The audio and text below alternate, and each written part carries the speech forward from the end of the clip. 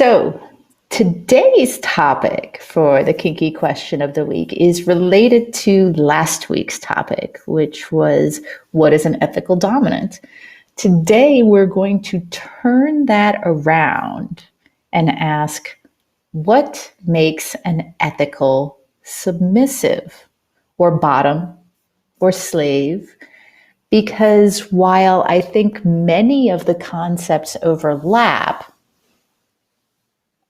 it's a different conversation. I think it's important to pay attention to both sides of that dynamic, right? Because I think a lot more people focus in on the ethics of the dominant without paying attention to the fact that submissives can be betrayers and liars and abusers and so on and so forth. So when we're talking about submissives or bottoms or slaves or, the right side of the slash or the little letters or the, non-stompy boots or whatever it is that we want to call them,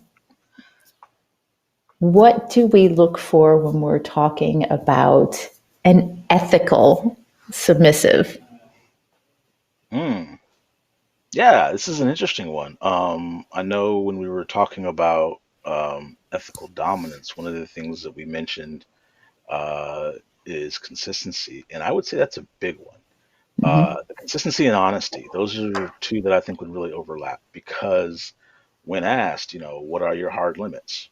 Be honest and be upfront. But again, the stakes are high enough in the things we do as kinksters where we're pushing, you know, perceived limits or boundaries that one need not continuously move the goalpost.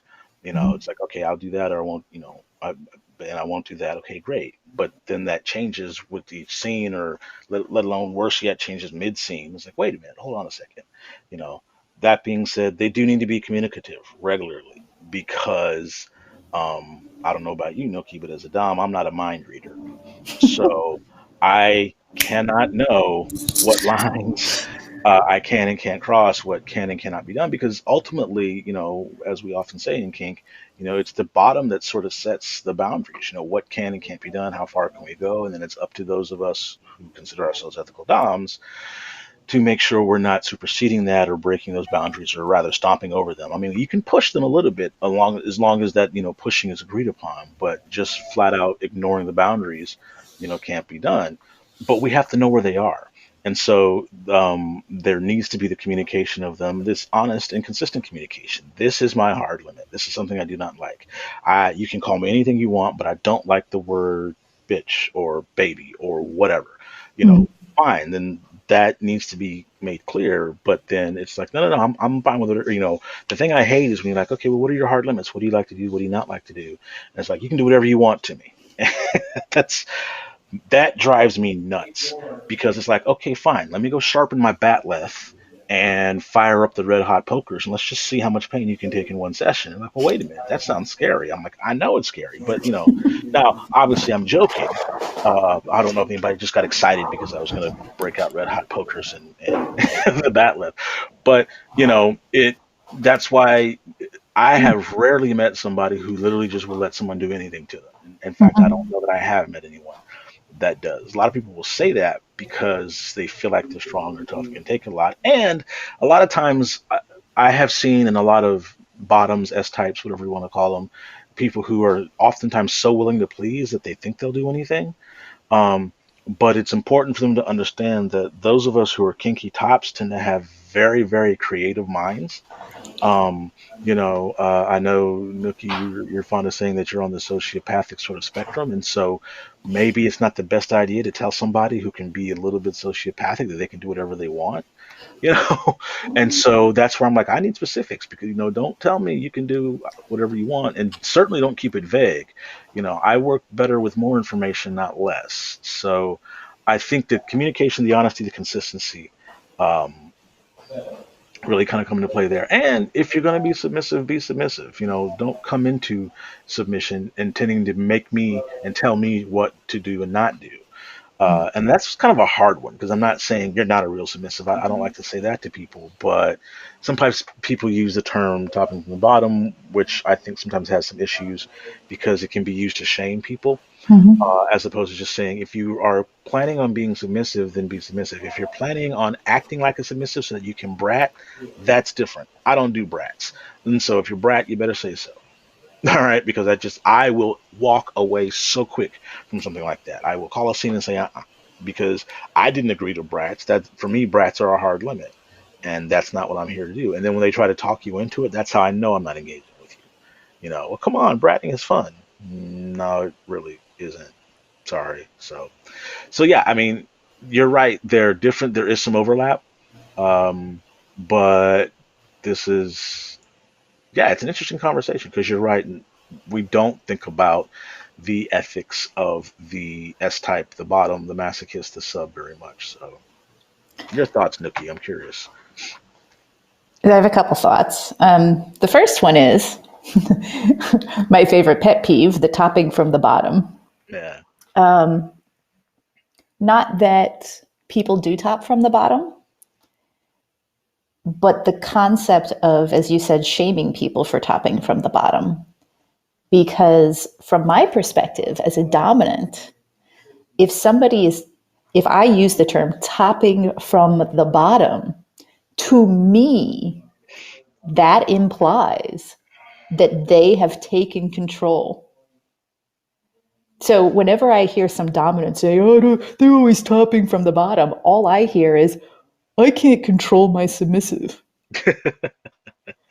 I can't maintain control of myself and my relationship because they're telling me what to do all the time or they're manipulating me. And then I'm blaming them for it instead of, taking personal responsibility and stepping up to the challenge. So Mm, that's that's my whole thing on topping from the bottom. But it sounds to me like what you're saying is a big portion of being an ethical submissive beyond the communication and the consistency which we talked about in dominance is also doing the work to know yourself so that you can create the boundaries and communicate them. mm, yeah. Yeah. I mean, we mentioned it when we were talking about dominance, is when you gave that wonderful definition of ethics, is that people have a code and they follow it. I think that holds for the dominant and the submissive. What is your code as a sub? What Mm-hmm. lines will you cross? What lines will you not cross? Back up. What lines will you not cross? What lines are there and will you cross them? What is your code? And I think you have a right to, as a Dom, to ask that question. What are your ethics? I mean, because I know we were talking about harm under dominance. What if somebody wants you to really do something, very possibly severely dangerous, physically or emotionally harmful to them? Ask ahead of time as a Dom. Are you ever going to ask me to, to let you just do something that is flat out dangerous? No, I'm not going to let you run into a burning building just to prove how tough you are. That for me, that's a hard limit. I'm not going to, sit here and invite you to do significant harm to yourself, particularly potentially physically or emotional permanent damage, just because that's what you want to do. That is something that for me is a hard limit. Is that something that fits within your ethical code? That no, I'd never ask for that. You know, and if it's not, okay, looks like we have an incompatibility here, Mm-hmm. um, because that isn't part of my play, and it won't be. And no amount of convincing or promising to do whatever I want is going to change that because of my ethical code. So then our codes don't match up, and therefore our individual play sets won't communicate. I mean, I need my code to speak to. That's the whole point of having a code, is that we need to be able to work with them together. And if your code and my code can coincide, then great, we can actually build something here. But if not, and they just don't meet in the middle, that's okay. This is where we part ways before anybody gets, under a blade, under a whip, tied up, hung upside down, set on fire, whatever, blindfolded and, dunked in a hot tub, whatever it be. So, I just thought of another point to being an ethical submissive mm, or bottom If you are not aware of your boundaries or your limits, or you are unable to set them or communicate them, don't put the blame on others, Mm.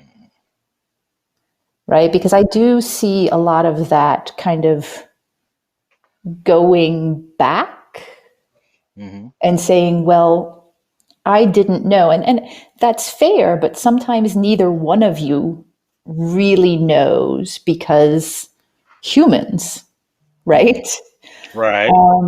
And so I think that that's important, is taking, that personal responsibility for what you don't know about yourself, what you're unable to communicate about yourself Mm-hmm. to the dominant. And when you are not withdrawing consent and it doesn't turn out as well as you should, not going back and retroactively, Mm-hmm. you know, which is one of the reasons that in fries, I don't like revocable Mm. as a word in there. Mm-hmm. I appreciate, that you can turn it off now, but you can't revoke it from previous time. So Mm-hmm. I think that that's a big part of being an ethical submissive, is Mm-hmm. to understand what who you are, Mm-hmm. and being consistent within that. Yeah. Yeah, yeah. My invest model of consent, the T stands for timed, and the parts of time being, one, you have to get consent before you do something, Hmm. and that if you don't specifically negotiate a time when you're negotiating your consent, you must assume that the current time is the only time that's allowed. That being said, at any time during it, people can, remove their consent. So Hmm. yeah, so less than, Removable. yeah, removable. Yeah, exactly. Yeah, because the thing is, consent, anybody who's involved in negotiation can call the scene or call the event or the Right. activity. And that's sort of, kind of what that means. But that's the voluntary thing about it, is that, it's, if it's consented to voluntarily, it can also, the consent can be withdrawn. At any point, if somebody decides, nope, I don't want to do this anymore, their enthusiasm is gone. Enthusiasm is another big part of it, and they no longer are, voluntarily, agreeing to this. That's the, that's all she wrote. That's the end of it. I mean, it's Hmm. done. There's not this, no, you went this far, you have to continue. Bullshit. That isn't the way that works. So yeah, removable. It can be But withdrawn, my dick is hard. and that's nice. Congratulations. Find No, no, no, something to Zach. do. My I my understand. dick is. You Congratulations. obviously don't understand if you're trying to withdraw consent right now. I mean, actually, I do. I've had a very hard dick and been left hanging. Guess what? Hang. Yeah, I don't care. I mean, there's a big jar of lube right there. Go take care of it. But you have to find something else to do. There's no, we're committed. We have to go through with this. That is But not the way I consent. are to dominate. Right. Congratulations. Okay. Well, because here's the thing. You are to dominate, but if you violate consent, you've basically broken just about any sort of ethical code that may exist, But there's no ethical code that says if you consent to it once, you have to complete what you've consented to. No, it doesn't. I mean, if Mhm. somebody's in physical pain and they want to stop, but my dick is hard, I don't fucking care. I mean, and I realize that because again, I'm a guy and a male who has a dick that gets hard. It's not fun to have to stop in the middle. Get over it, But because people have the right to call the scene, I've been Mhm. mid swing and had somebody say I can't do this anymore and walk away, you know. Guess what? You put the fucking flogger down. I mean, that end of story. That it's not I have the right to keep hitting you. No, you fucking don't. I don't know where that comes from. I mean, uh, that's kind of the end of it. So Because I'm the Dom. That's that's why. nice. Okay, I appreciate that. Thank you for reminding me. I mean, and I really appreciate what you're doing, Nookie, because it's, of course, we've all probably seen or heard examples of this, and it is about that ridiculous. Okay, no, but I hereby have snapped my fingers and I have put my foot down, and thou must obey. Pfft, give me a break. You ain't Caesar. Are you kidding me? You know, that does not. This isn't the way On a this works. sadder note, apparently Ryan has never received a congratulations for his erection. So, I mean, do you want us to send you a cookie, or we can laminate Ryan kept an erection during a meeting, award. We can, I'm sure we can find, we can do some it. sort of, We can figure something out. yeah. We I'll can. send you a singing telegram. Congratulations on your erection. No lamination needed. So All right, wait, we're not laminating the erection, are we? Just to be clear. we're not. I, I mean, Nookie might. I'm not touching it, literally and figuratively. I don't have to touch it to laminate it. Ah, oh That's what man, how did this tongs go are off for. the rails? Okay, so back to the Oh, conversation we're supposed to be having. hey Ryan, at Um, least you didn't say tweezers, huh? Anyway. chopsticks. Oh, Um, so to me, so far, I think what we've come up with is that an ethical submissive is someone who communicates who they are and what their morals or ethical code is consistent in their life and their service with said moral ethical code. They are in alignment as they behave, and more they are aware of who they are, and their boundaries and limits, and are willing to take responsibility for those things, even in a total power exchange relationship. yeah. They are able and willing to put themselves and their needs, because needs are the key part here, for safety and health, above their kink. Yeah. Hmm. To I me, like that it. Yeah. sounds like an ethical submissive. And honestly, here's the thing that I kind of figured we were going to come down to. That's also an ethical dominant, because dominants have their own boundaries and limits and so on and so forth. Hmm. But I think we needed to work through these two personality and role types in different sessions, so that we could, look at how they're both viewed, as much as excuse me, defining Hmm. that. Yeah, I like where we've kind of landed on, do you have a code, of ethics, or rather a code, and do your actions align with that code of ethics? And that's kind of the simplest way, and that's dom or submissive. That's the simplest way of determining whether or not you're ethical, independent of do you always do what's legal or what's right or something like that. Is, do you have a code, and do your actions align with that code consistently? You add that consistently, Consistently, yeah. because yeah, And that's one of then to go with specifically the nature of kink, the do you know yourself well enough to take personal responsibility for your health and wellness above and beyond any sexy times? the. Hmm. And something you mentioned, I think back when we were talking about dominance, is, have you, I know it might have been when we were talking about the submissives, have you done the work to know yourself in such a way? Right, right. Have you explored that? And that's important too, because I need you to know if what you're experiencing is nerve damage as opposed to just a funny little tingle, because that's important.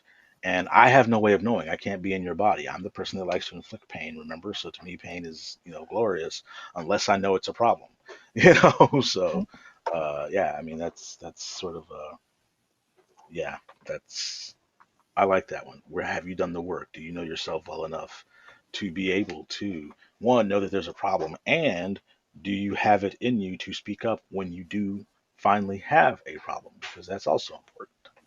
So, And to me, that seems like a pretty critical facet of, wait for it, self care. Oh, I love it. I love it. You know, I love self-care talk. I love it. Awesome. So, for those of you who are not in the know, Zach is the instructor for radical selfish care and how self love improves all of your relationships. So, we're going to be seeing some pretty exciting things coming up with Zach on that particular topic. And I'm excited to Woohoo! be watching that grow and become even more. So, yay. Yay! Woohoo! Thank you for the Okay. shameless plug that I have no shame for because it wasn't mine. So I appreciate it. I dig it. My pleasure. My pleasure. Okay. So, anything else you think we need to add on? I mean, I think Um, we've done a pretty good job of covering it. I like it. I think we did it. Yeah, despite nearly being derailed by Ryan, I think we did a pretty good job on this one too. So Well, then, it's a wrap. nice. Awesome.